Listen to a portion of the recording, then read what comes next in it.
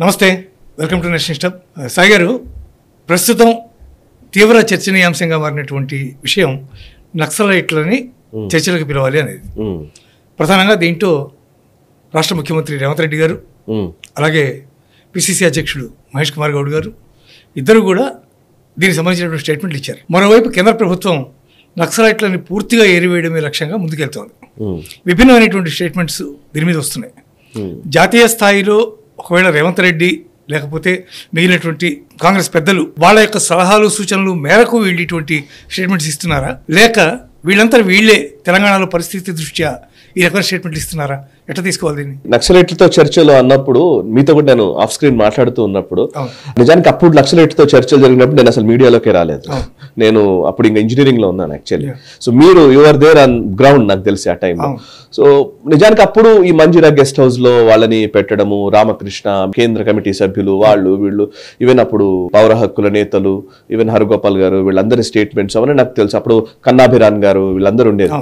So నిజానికి మీడియాలోకి వచ్చిన కొత్తల్లో నక్సలైట్లతో చర్చల గురించిన ప్రస్తావనలు ఇవన్నీ చర్చలు విన్నాం మనం. అప్పటికే నేను 2008లో నేను మీడియాలోకి వచ్చాను. ఆ టైంకే ఈ చర్చలు విఫలమవడము, ఆ తర్వాత మావోయిస్టుల ఏరివేత చాలా ఇంకా పెరగడము ఇవన్నీ మనం చూసాం. ఈవెన్ ఆపరేషన్ గ్రీన్ హంట్ మొదలైంది ఆ తర్వాత, ఆపరేషన్ గ్రీన్ హంట్ దండకారణ్యంలో.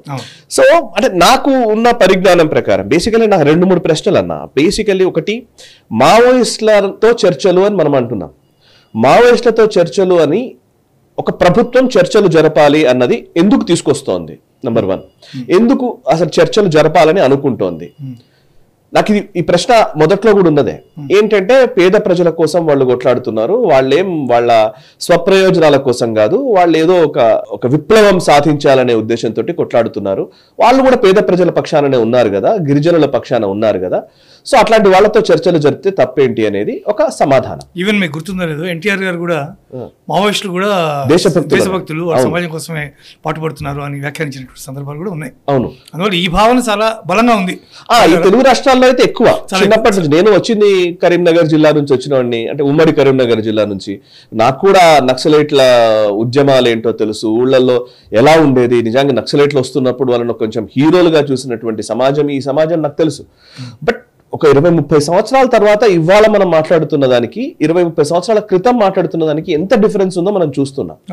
నిజానికి ఈ పేద ప్రజల పక్షాన మావోయిస్టులు కొట్లాడుతున్నారు అని అంటే కనుక వెంటనే వచ్చే క్వశ్చన్ ఏంటంటే, పేద ప్రజల పక్షాన మావోయిస్టులు కొట్లాడుతున్నారు అని అంటే పేద ప్రజల పక్షాన ప్రభుత్వం లేదా? పేద ప్రజలను ఆదుకోవడం కోసం ప్రభుత్వాలు పనిచేయట్లేదా? మరి పనిచేయకపోతే అసలు ఈ ప్రభుత్వాలు ఎందుకున్నాయి? లేదు, వాళ్ళు పేద ప్రజల పక్షాన కొట్లాడుతున్నారు అని నువ్వు సింపతితో లేదా వాళ్ళు అనే మాటను నువ్వు ఎండార్స్ చేస్తున్నావు అని అంటే నువ్వు నీ బాధ్యతను సక్రమంగా నిర్వర్తించట్లేదా అనేది నా ప్రశ్న. కరెక్ట్.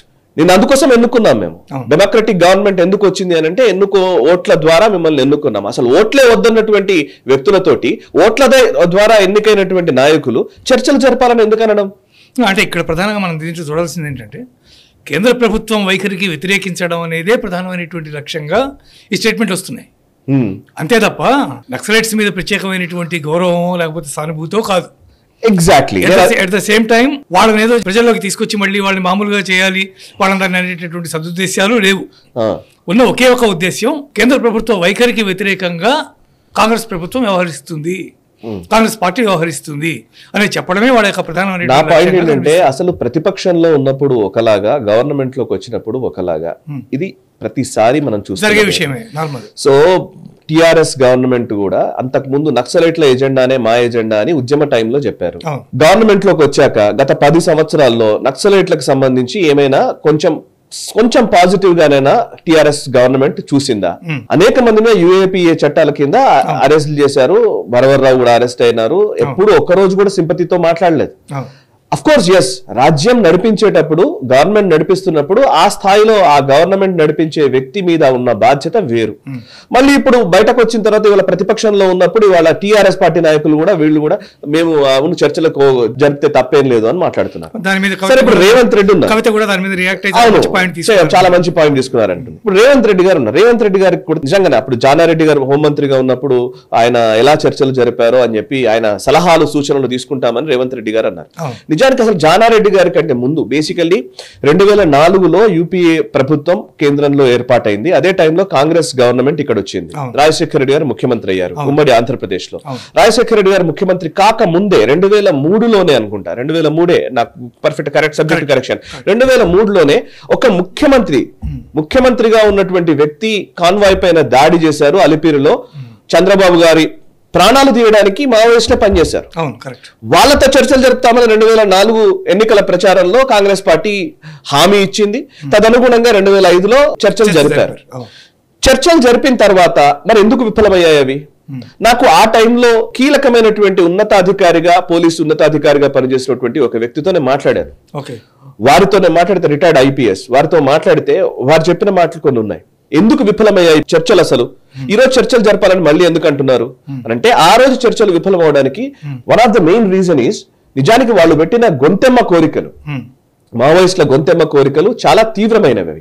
వాళ్ళు ఏం చెప్పారంటే వాళ్ళు ఇక్కడికి వచ్చి చర్చలు జరిపినప్పుడు ఆ 2-3 నెలల కాలంలో నిజానికి మళ్ళీ వాళ్ళ రిక్రూట్మెంట్ పెంచుకోవడం కోసం ప్రయత్నాలు మొదలు పెట్టారు.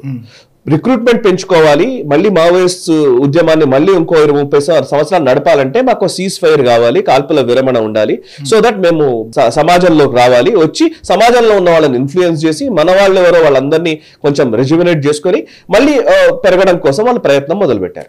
ఆ ప్రయత్నంలో భాగంగానే మీరు కూడా రిపోర్ట్ చేసి ఉంటారు. అప్పట్లో వీళ్ళు సభలు సమావేశాలు నిర్వహించాలంటే నాకు ఆ రిటైర్డ్ IPS చెప్పిన మాట ఇది, నేను ఆశ్చర్యపోయాను యాక్చువల్లీ.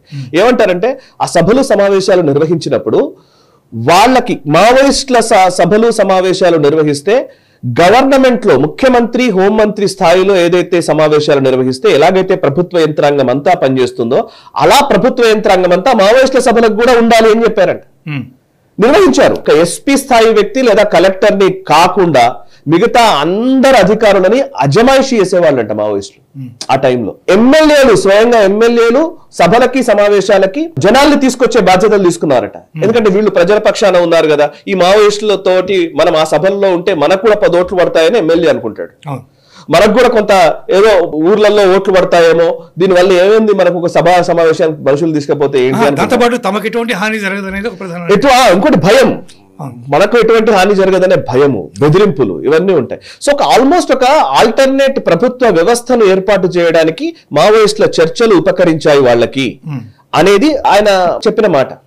అంటే ఒక ప్రభుత్వము, ఎన్నికైన ప్రభుత్వము, రాజ్యాంగబద్ధంగా ఎన్నికైనటువంటి ఓట్ల ద్వారా ఎన్నికైనటువంటి ఒక ప్రభుత్వము మీ బాధ్యతను విస్మరించి మీరు ఇంకెవరితోనో చర్చలు జరుపుతా అంటే ఏంటి అసలు నాకు అర్థం కావట్లేదు. చాలా అసలు పర్ఫెక్ట్ పాయింట్ అది యాక్చువల్గా. ఎందుకంటే ఎవరైతే సమాజానికి దూరంగా ఆయుధాన్ని పట్టి పోరాడుతున్నారో వాళ్ళని ఒప్పించి వాళ్ళకి ఏ సమాజం కావాలో దాన్ని తమ యొక్క అధికారాన్ని వినియోగించి దాన్ని నిర్మించడం ద్వారా, పేద ప్రజలు అనేవాళ్ళు లేకుండా చేయడం ద్వారా సమాజాన్ని ఉన్నత స్థితికి తీసుకెళ్లి వాళ్ళని కూడా దాంట్లో భాగస్వామ్యం చేయడం అనేదే ఏ ముఖ్యమంత్రికైనా ప్రధానమైనటువంటి లక్ష్యంగా ఉండాలి నిజానికి. అంతే. కానీ దానికి వ్యతిరేకంగా జరిగినటువంటి పరిస్థితులు మనం చాలాసార్లు మనం చూసాం. ఎప్పుడు చూసినా ఈ చర్చలు అనేవి ఒక ఫార్స్గా, ఒక తతంగంగా మాత్రమే జరుగుతాయి. అంతే. అవి జరిగిన తర్వాత మళ్ళీ ఎవ్రీథింగ్ మళ్ళీ సేమ్ అదే, మళ్ళీ ఎంత క్రితం ఎట్లా జరిగిందో అదే విధంగా జరుగుతుంది. ఒకటి వాళ్ళ డిమాండ్స్కి ఒప్పుకుని ఇందాక మీరు చెప్పినట్టుగా యంత్రాంగం అంతా వాళ్ళకి పనిచేస్తూ మమ్మల్ని ఫ్రీగా వదిలేసేయడం, ఇటువంటి పరిస్థితి అన్నా డిమాండ్కి ఒప్పుకోవాలి. లేదా మళ్ళీ వాళ్ళ మీద మళ్ళీ సీజ్ ఫైర్ క్యాన్సిల్ చేసి వాళ్ళ మీద మళ్ళీ యుద్ధానికి వెళ్ళే పరిస్థితి అన్నా క్రియేట్ కావాలి.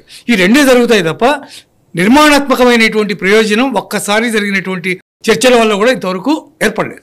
చర్చలు గతంలో 2004-2005 సంవత్సరంలో ఆ టైంలో నిర్వహించిన చర్చలు విఫలమయ్యాయి.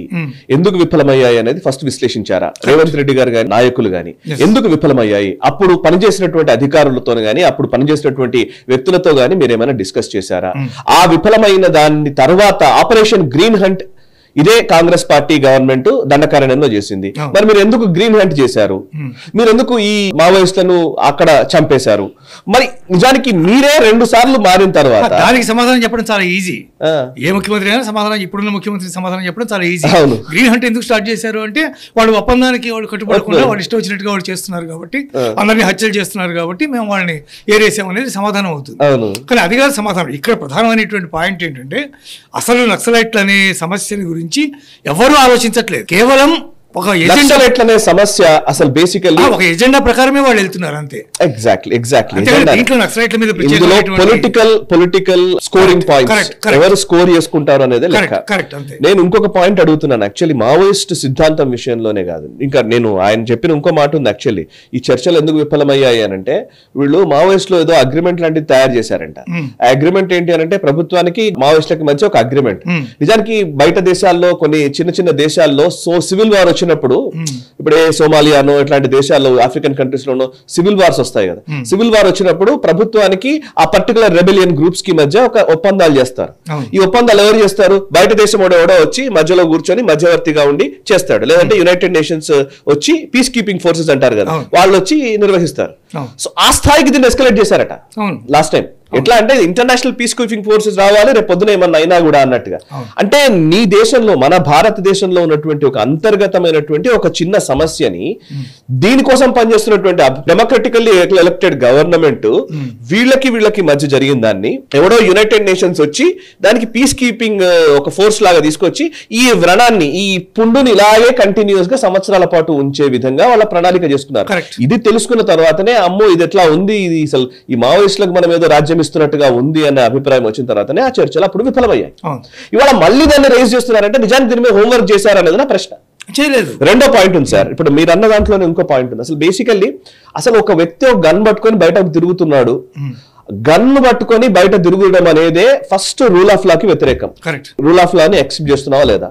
If you are not accepting this rule of law, గొడవ ఏంటంటే వీళ్ళకి సపరేట్ రాజ్యం కావాలి, వీళ్ళకి మావో ఇస్లాము అని చెప్తున్నారు. మావో ఇక్కడ చైనా కోసం పనిచేసినటువంటి వ్యక్తి, చైనా నుంచి వచ్చినటువంటి ఆ మావోయిస్ట్ థియరీని పట్టుకొని ఇక్కడ నా భారతదేశంలో చేస్తాము, మళ్ళీ ఆ మావో ఫిలాసఫీని మేము ఫాలో అవుతాము, మార్క్స్ ను ఎంగెల్స్ ను ఎవరినో ఫాలో అవుతామని చెప్తారు.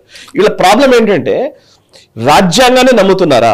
మీరు రాజ్యాంగాన్ని నమ్మినట్లయితే ఫస్ట్ మీరు వెపన్స్ సరెండర్ చేసి జనజీవన స్రవంతిలోకి వచ్చి మీరు నిజంగా ప్రజల కోసం కొట్లాడుకుంటే ఎలక్షన్స్ లో కొట్లాడి గెలవండి. దిస్ ఈస్ డెమోక్రసీ అంతే. రాజ్యాంగం అంటే రాజ్యాంగాన్ని మేము ఒప్పుకోము, ఇది బూర్జువా రాజ్యాంగం అనేసారు వాళ్ళు ఆల్రెడీ, ఇది బూర్జువా రాజ్యాంగం అనేసారు.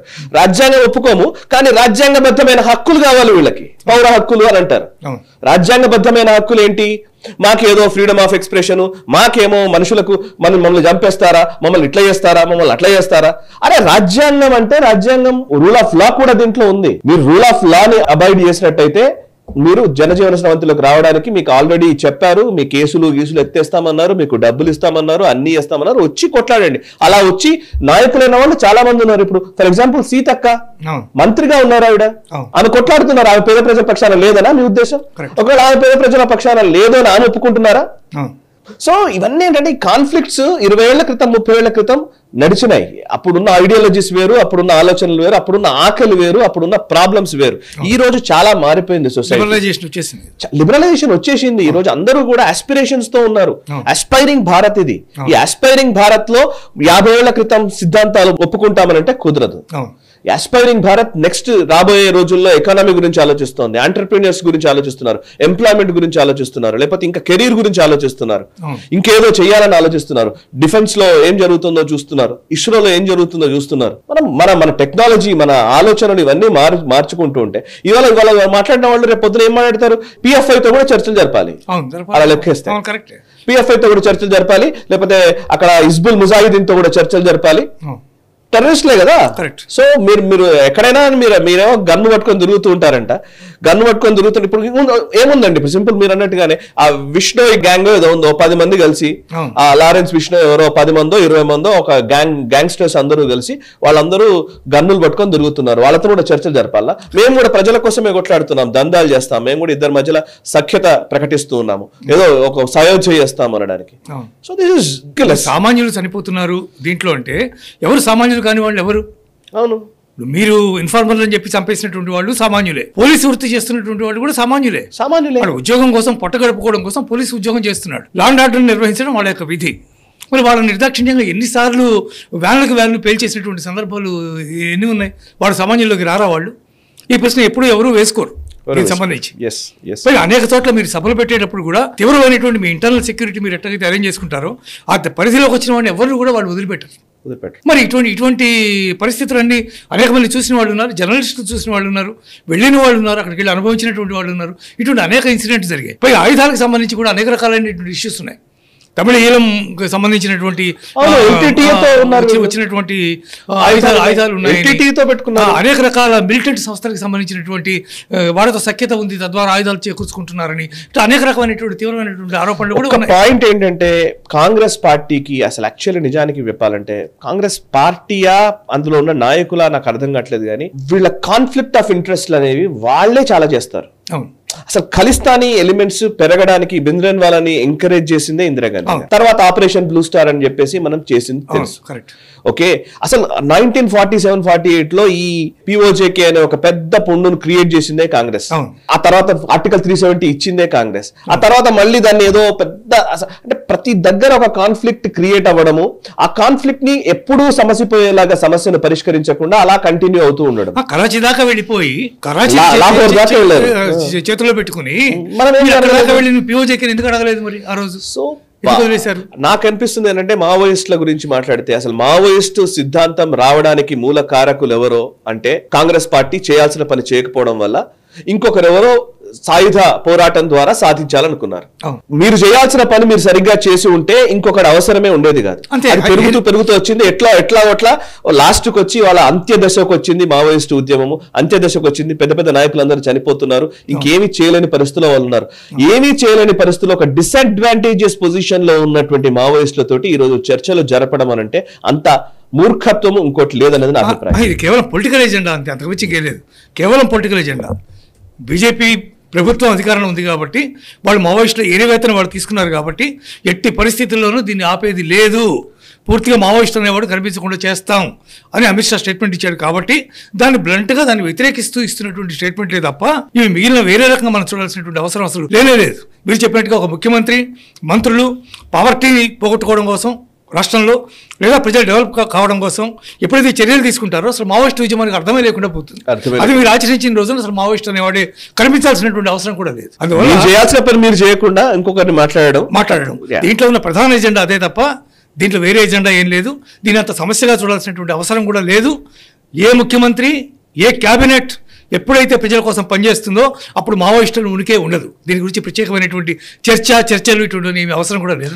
కానీ చేస్తారు అంటే బికాస్ ఇట్స్ ఎ పొలిటికల్ చేయాలి అని అంటారు, చేయలేరు. ఎందుకంటే సెంట్రల్ గవర్నమెంట్ పర్మిషన్ లేకుండా వీళ్ళు చేసేదే ఉండదు.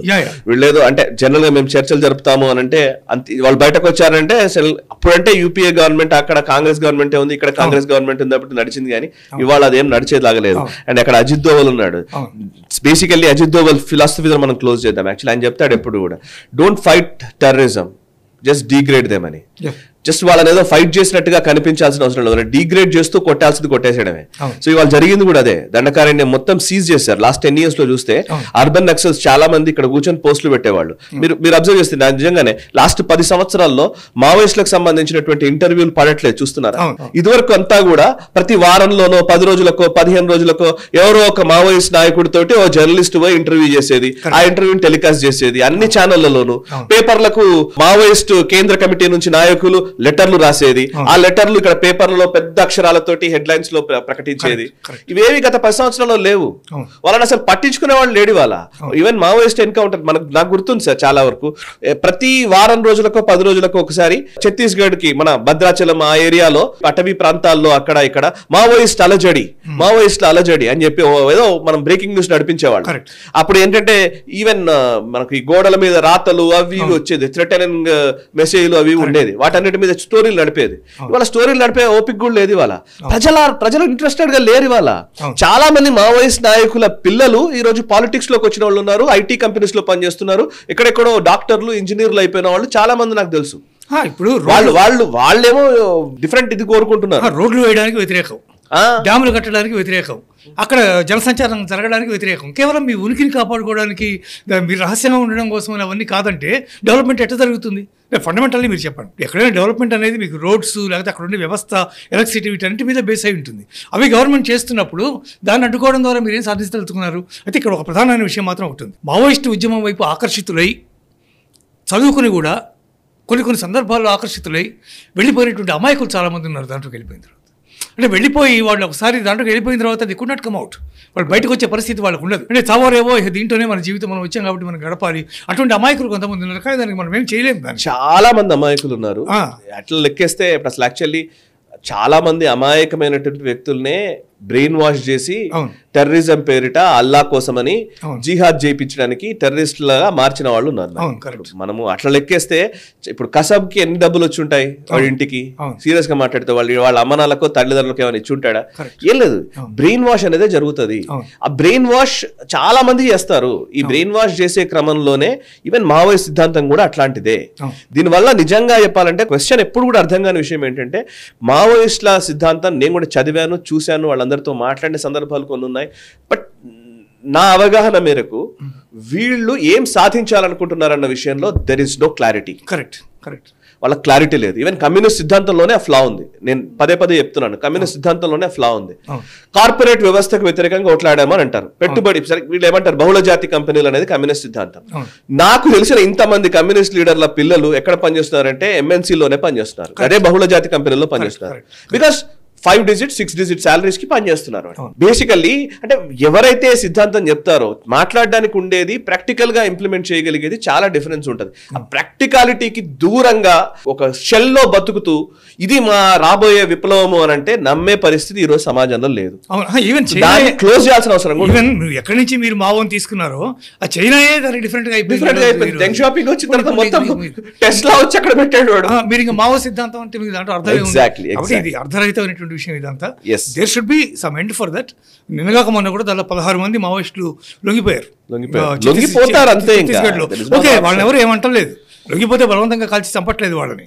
కాబట్టి they can come out and వాళ్ళు వచ్చి నిజంగా ప్రజల్లో మీరు కలిసిపోండి, మీ విధానాలు మానుకోండి, దాన్ని ప్రభుత్వం ఆహ్వానిస్తుంది తప్ప దాన్ని వ్యతిరేకించట్లా కేంద్ర ప్రభుత్వం కూడా. అందువల్ల ఇవన్నీ కూడా కేవలం సిద్ధాంతపరమైనటువంటి ఇష్యూస్ కావు. ఇవి తమ సర్వైవల్ కోసం తాము వ్యతిరేకించే పార్టీలని వీలైనంత వరకు బ్లేమ్ చేయడం కోసం చేసే చర్యలు మాత్రమే తప్ప ఇందులో చిత్తశుద్ధి, నిజాయితీ అనేది ఎక్కడ మనకు కనిపించే అవకాశం లేదు. పర్ఫెక్ట్. ఎస్, అండ్ ఈవెన్ ప్రేక్షకులు కూడా ఈ మావోయిస్ట్ సిద్ధాంతాలు ఇవన్నీ వచ్చినప్పుడు మనం కొంచెం ఆలోచించాల్సింది ఏంటంటే, ఇదేదో మావోయిస్టులు దేశం కోసం కొట్లాడుతున్నారనో, లేకపోతే పేద ప్రజల కోసం కొట్లాడుతున్నారనో, ఇంకోటో ఇవన్నీ చెప్తూ వస్తున్నారు. ఇది నాకు 30-40 ఏళ్ళకెళ్ళి వింటూనే ఉన్నా. నిజానికి ఒకవేళ ప్రజల కోసమే కొట్లాడినట్లయితే కనుక మనం నమ్ముతున్న మన రాజ్యాంగం, ఒకవేళ రాజ్యాంగమే కరెక్ట్ కాదు అనంటే అది వేరే చర్చ. అట్లా కాదని ఈరోజు ఏ ప్రభుత్వము, ఏ నాయకుడు ఎవరు మాట్లాడడానికి వీల్లేదు. బికాస్ కాన్స్టిట్యూషన్ అనేది అన్నిటికంటే సుప్రీం. మరి కాన్స్టిట్యూషన్ని బేస్ చేసుకొని ఇచ్చినటువంటి హక్కులని మీరు ఎక్స్ప్లోర్ చేయండి, ప్రాక్టీస్ చేయండి. అంటే ఎన్నికల్లో పోరాడి, లేకపోతే ఎన్నికల్లో గెలిచి, లేకపోతే మీరు అనుకుంటున్న సిద్ధాంతం కోసం దాన్ని ఇంకోలాగా ఇంప్లిమెంట్ చేసే ప్రయత్నం చేయండి. కానీ నేను సాయుధ పోరాటం చేస్తాను, ఆయుధాలు పట్టుకొని తిరుగుతాను అని అంటే ఊరుకునే ప్రసక్తి లేదు. ఆయుధాలు ఎవరు పట్టుకున్నా సరే, ఎవరైనా సరే ఆయుధాలు పట్టుకొని బయట తిరుగుతానంటే ఇదే మనం అమెరికాలో ఉన్నట్టుగా గన్ కల్చర్ లో మనం లేము. అండ్ అక్కడ కూడా లైసెన్స్డ్ గన్స్ ఉంటాయి, ఇక్కడ కూడా లైసెన్స్డ్ గన్ సిస్టమ్ ఉంది. నువ్వు లైసెన్సే తీసుకోను, నా ఇష్టం వచ్చినట్టు నేను ఉంటాను అంటే మాత్రం డెఫినెట్లీ రూల్ ఆఫ్ లా దానికి తగ్గట్టుగానే పని చేయాలి. అలాగే మన ఆలోచనలు కూడా ఉండాలనేది నా అభిప్రాయం. ఇది వాటి బర్నింగ్ టాపిక్ సంబంధించినటువంటి చర్చా కార్యక్రమం. చూస్తూనే ఉండండి నెక్స్ట్ హబ్ NHTV.